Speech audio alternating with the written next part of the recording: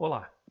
Continuando com a aula de cálculos estequiométricos, vocês lembram que na aula passada nós vimos as massas, massas atômicas, massas moleculares, massas molares, não é mesmo? Até o cabeçalho de onde a gente começava a entender como é que funcionava o cálculo estequiométrico. Então hoje a gente vai avançar mais um pouquinho, certo? Primeiro, vamos lembrar dos conceitos, né?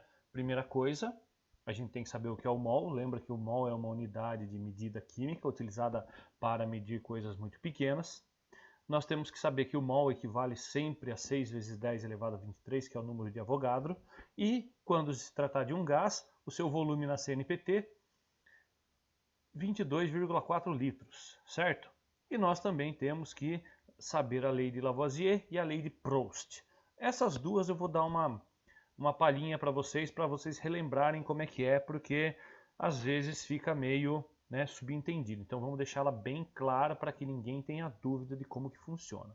Vamos começar então com a lei de Lavoisier, que é a lei da conservação das massas. Todo mundo conhece essa frase muito conhecida, né? Na natureza nada se cria, nada se perde, tudo se transforma. Então essa frase ela é acreditada a Lavoisier quando ele estava fazendo o seu estudo de conservação das massas, né? Mas para nós, o que a gente pode dizer? Como que a gente pode imaginar essa lei da conservação das massas? Que a soma das massas dos reagentes deve ser igual à soma das massas dos produtos. Então, olha só, aqui olhando essa reação, eu tenho dois reagentes, o magnésio e o oxigênio, e eu tenho um produto que é o óxido de magnésio. Ou seja, pela lei de Lavoisier, toda a massa que eu tenho antes da flechinha tem que ser igualzinha à massa que eu tenho depois da flechinha, certo? Então, antes da flechinha, 24 mais 16 é igual a 40. E o 40 é exatamente a massa total do produto. Então, 40 é igual a 40. Então, aqui nesse caso, é uma prova da lei de Lavoisier, certo? Outra lei muito importante é a lei de Proust, que é a lei das proporções definidas. A lei das proporções definidas, ela diz que todas as massas que estão participando de uma reação, elas sempre serão proporcionais. Então significa que a massa de um reagente, quando estiver entrando em relação com outro, tem que ser proporcional. Então olha só, aqui eu tenho 3 experimentos de hidrogênio com oxigênio produzindo água. No primeiro experimento eu tenho 2 gramas de hidrogênio, 16 gramas de oxigênio, produzindo 18 gramas de água. Olhando pela lei de Lavoisier, olha lá, 2 mais 16, 18. Perfeito, não é mesmo? Certo? O experimento 2, 4 gramas com 32, dando 36, também perfeito. O experimento 3, 40 gramas com 320 gramas, dando 360 gramas. Ótimo, tudo bonito. Mas o que a gente percebe? A gente percebe que aqui, ó, do experimento 1 para o experimento 2, dobrou a quantidade da massa de hidrogênio. Bom, se dobrou a quantidade de massa de hidrogênio, como são proporcionais, obrigatoriamente tem que dobrar a massa do oxigênio, certo? 2 vezes também. E, obrigatoriamente, a massa final da água tem que dobrar também. Por quê? Porque é tudo proporcional. Agora, se a gente for olhar a relação de baixo, 36 gramas virou 360. O que é isso? É um aumento de 10 vezes. Então, se aumentou 10 vezes a água, tem que aumentar 10 vezes o oxigênio e 10 vezes o hidrogênio. Vocês podem ver aí, ó, o 32 não virou 320 e o 4 não virou 40? Então, essa é a lei de Proust, é a lei das proporções definidas. Então, se um dos elementos está dobrando, todos os outros têm que dobrar também. Se um está aumentando 10 vezes, os outros têm que aumentar também, ou também pode diminuir, certo? Agora a gente vai fazer um exemplo para a gente ver se a gente entendeu. Olha só, aqui eu tenho 2 tabelas, essas tabelas estão incompletas, e aí pelas 2 leis eu vou tentar completar essas tabelas. Olha só, então a primeira aqui está completa, ó. O HCl são 36 gramas, NaOH 40 gramas. Se a gente for somar, isso aqui vai dar 76. E aqui o NaCl e o H2O, 58 gramas e 18 gramas. Se a gente for somar, também tem que dar 76, certo? Agora eu tenho informação aqui, ó, do 40 para o 80. Você está vendo que dobrou? Se aqui dobrou, obrigatoriamente o que acontece? Esse aqui vai ter que fazer o quê? Dobrar também. Então o 36 vira 72. Aqui também, ó, o 58 tem que dobrar, porque é proporcional, não é? Se o 40 virou 80, 36 vira 72 e o 58 vira 116. E obrigatoriamente o 18 vai virar 36 gramas, certo? O que mais que eu percebo? Opa, daqui para cá, ó, do 36 para o 18, o que aconteceu aqui? Não dá para perceber que caiu pela metade? Então, se aqui caiu pela metade, aqui também cai pela metade. Então, o 40 vira 20, o 58 vira 29 e o 18 vira 9. Exatamente. Agora, se eu for pegar uma outra relação, olha só, eu vou pegar aqui de cima de novo, ó, o 18 para o 4,5 dividiu-se por 4, não dividiu-se por 4? Então, todos os outros aqui a gente vai dividir por 4. Então, 36 dividido por 4, 9. 40 dividido por 4, 10. 58 dividido por 4, 14,5. E aí a gente completou a tabela. Mas como que a gente consegue completar essa tabela? Olhando essas relações. Olha só. Daqui para cá não dobrou? Então se dobra na água, dobra no sal, dobra no hidróxido e dobra também no ácido, certo? Outro exemplo que a gente poderia ter feito, olha só. Do 9 para o 4,5 é só você perceber que dividiu por 2, caiu pela metade. Então você podia ter feito essa conta facilmente também. E aqui a gente pode perceber que do 36 foi dividido por 4, ou seja, diminuiu 4 vezes, tá certo? E agora aqui embaixo, o que a gente percebe? Ó? Vamos colocar o resultado de todos? Ó, todos já estão com resultado. Quais são as variações que nós percebemos? A gente pode perceber que do 56 para o 0,56 diminuiu 100 vezes. Então, eu dividi por 100, também o 44 eu dividi por 100 e também o 100 eu dividi por 100. Não é isso? Dando 1 grama apenas. Se eu for pegar aqui, ó, do 100 para o 300, aumentou 3 vezes. Então, o 44 foi vezes 3 e o 56 foi vezes 3 também. O que mais que eu poderia ter pensado? Do 25 para o 1, dividir por 25. Então, eu também posso dividir o 11 por 25 e dividir o 14 por 25 também. É lógico que eu vou olhar uma tabela dessa e vou procurar as maneiras mais simples, né? Eu não vou pegar simplesmente e procurar os números mais difíceis, mas eu vou tentar achar as maneiras mais fáceis de resolver. Mas a gente consegue, usando o raciocínio lógico, descobrir qualquer coisa, tendo em mente o quê? A lei de Proust e a lei de Lavoisier. Porque se você for somar qualquer um desses dois reagentes aqui, vai ser sempre o valor do produto final, certo? Não tenham nem dúvida, tá? Tudo bem até aí? Bom, agora vamos fazer um outro exemplo, né? Vamos fazer um exemplo um pouquinho mais evoluído, né? A gente pode dizer assim. Olha só, sabe-se que 6 gramas de carvão, tá ali entre parênteses, reagem exatamente com 16 gramas de gás oxigênio. O que significa reagir exatamente? Significa que eles têm uma proporção correta, certo? Uma quantidade correta que vai dar a produção do gás carbônico, certo? Primeiro, escreva a equação química que representa essa reação. Como que eu vou escrever? Bom, os dois primeiros são reagentes e o último é um produto, não é isso? Então fica como? Olha só, carbono mais oxigênio. Ó, toda vez que aparecer a palavrinha reage, é porque vai ser um sinalzinho de mais. Certo? E produzindo. Quando produz, significa que vai ser o quê? Uma setinha. Então, os reagentes se transformam em produtos. Então, carvão mais gás oxigênio produziu gás carbônico. Certo? Aí o que a gente vai fazer? Agora que a gente fez a equação química bonitinha, né?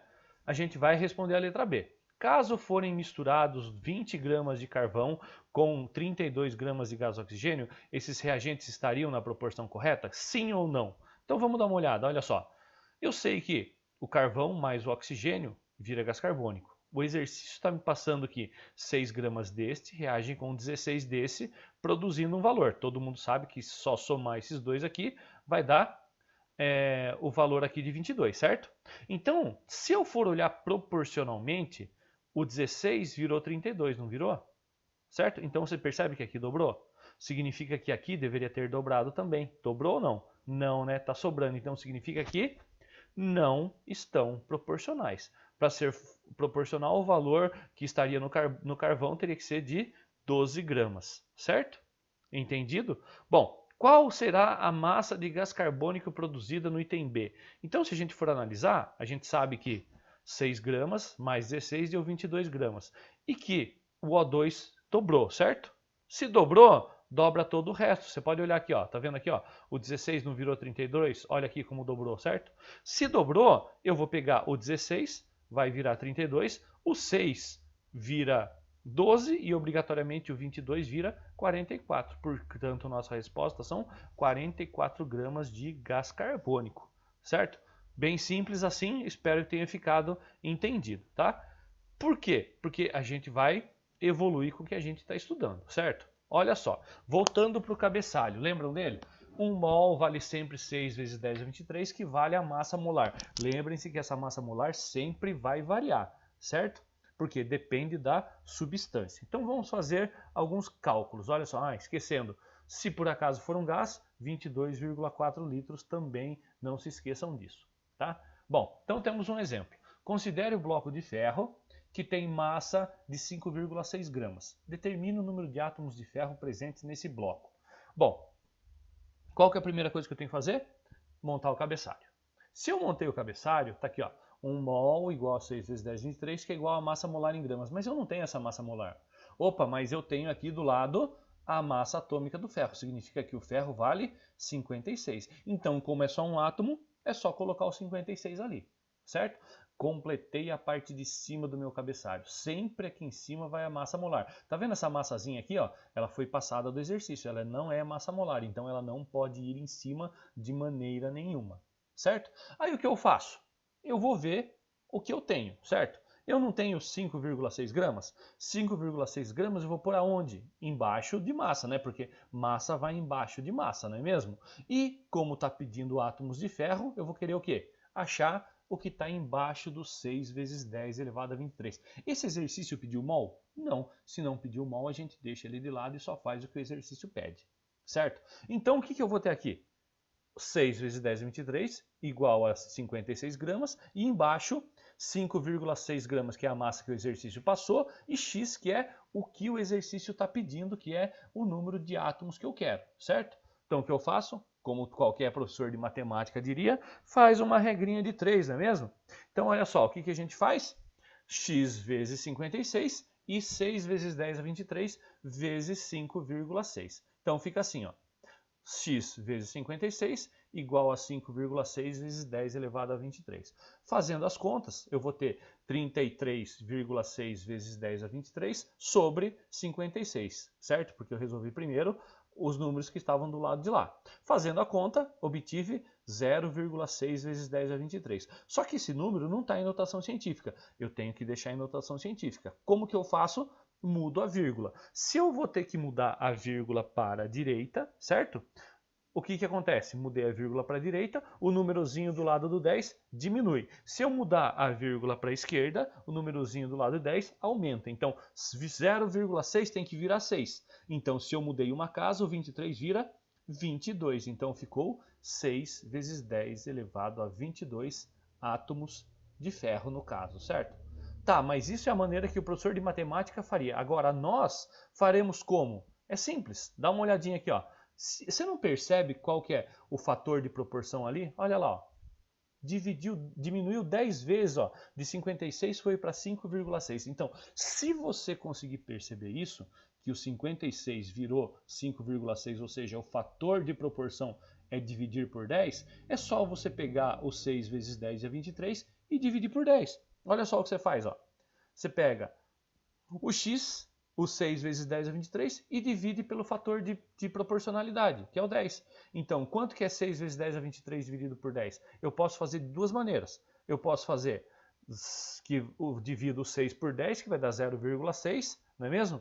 Vezes 10 a 23, que a gente sabe que vai dar 6 vezes 10 a 22 átomos, ou direto o 10 a 23 dividido por 10, que vai dar 10 a 23 dividido por 10 elevado a 1, 23 menos 1, 22, já sai direto o resultado, sem sofrimento nenhum, tá? Então, é lógico, você vai poder resolver da maneira que você quiser, mas se você for fazer um vestibular, esse método prático vai facilitar demais, porque você vai conseguir ir bem na frente mais rápido que os outros concorrentes. É isso que eu quero que você ganhe dos outros, né? Lógico, tá? Bom, exemplo 2. Pela análise de uma amostra X, foi constatada a presença de 3 vezes 10 a 23 moléculas de carbonato de cálcio. determine a massa em gramas de carbonato de cálcio na amostra e também a quantidade de mol. Então o que eu vou fazer? Primeiro, olha só, calculamos a massa molar. Eu sei que é o carbonato de cálcio e o carbonato de cálcio tem cálcio 40, carbono 12 e oxigênio 16. Então vai ficar 40 vezes 1 mais 12 vezes 1. Ali tem um erro de digitação, tá? É um ponto, não é uma vírgula. Então fica 12 vezes 1 mais 16 vezes 3. Fazendo a conta, 40 mais 12 mais 48, que deu 100 gramas por mol. Essa é a nossa massa molar. Bom, agora eu venho lá no meu cabeçalho. 1 mol igual a 6 vezes 10, 23. E a massa em gramas em branco. Mas agora eu já calculei a massa molar. Então é só colocar o 100 ali. Então já montei a parte de cima. Agora o que eu vou fazer? Eu vou montar a parte de baixo, não é mesmo? E como que eu monto a parte de baixo? Vendo que o exercício passou. Ele não passou 3 vezes 10 a 23 moléculas? Ótimo. Molécula embaixo de molécula. Então, olha lá, embaixo do 6 eu coloco 3 vezes 10 elevado a 23. E aí ele está pedindo a massa e a quantidade de mol. Ou seja, está pedindo os dois. Então, vou ter que achar o Y e vou ter que achar o X. Certo? Eu posso fazer por regrinha de 3, certo? Mas, se você for esperto, o que você percebe? Na hora, aqui tem o quê? É metade, não é? Portanto, é só dividir por 2. Por quê? O 6 vezes 10 é 23 virou 3 vezes 10 é 23. Portanto, o que acontece? X vai ser 100 dividido por 2, que vai dar 50. E o Y vai ser 1 dividido por 2, que vai dar 0,5 mol. Acabou o exercício. Certo? Já imaginou o tempo que você ia perder fazendo aquele cálculo que a gente fez na página passada? É muito tempo. Então isso você ganhou um tempo muito grande porque você sabe usar o raciocínio lógico. E é isso que eu quero que vocês desenvolvam. Não simplesmente fazer regrinha de 3 que vocês sabem fazer, que vocês aprenderam e estão cansados de fazer isso em matemática. Mas a intenção é vocês conseguirem fazer como? Através do raciocínio lógico. Tá bom? Vamos lá?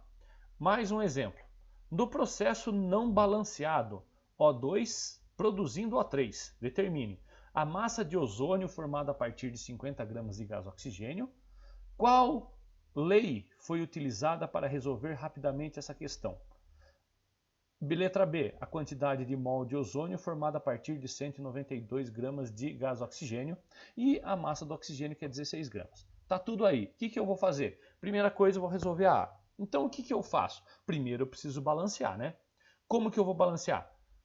Eu sei que eu tenho O2 virando O3. Então, o que eu faço? Para igualar, eu tenho que ter a mesma quantidade de átomos, né? Então, coloco um 2 no ozônio e um 3 no oxigênio, porque 3 vezes 2 é 6 e 2 vezes 3 é 6. Então, agora está o quê? Balanceado. Está balanceado? Agora eu vou ver a massa. Como que é a minha massa? Bom, eu sei que eu tenho 50 gramas, não tenho? Mas se eu tenho 50 gramas, lembra da lei de Lavoisier? A massa dos reagentes tem que ser exatamente igualzinha à massa dos produtos? Bom, se eu tenho 50 antes, eu só posso ter quanto depois? 50. Então, acabei, já resolvi a minha letra A. Então, eu tenho 50 gramas de gás ozônio, certo? Qual que é a lei que eu usei? Lei de Lavoisier.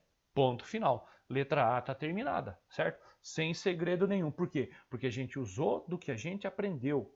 Certo? Se eu sei que a massa dos reagentes tem que ser igual à massa dos produtos, se eu tenho só um reagente e só um produto, a massa dos dois tem que ser igual, concorda comigo? Ótimo. Então vamos continuar. Vamos deixar isso aí de lado e agora vamos começar a fazer a B.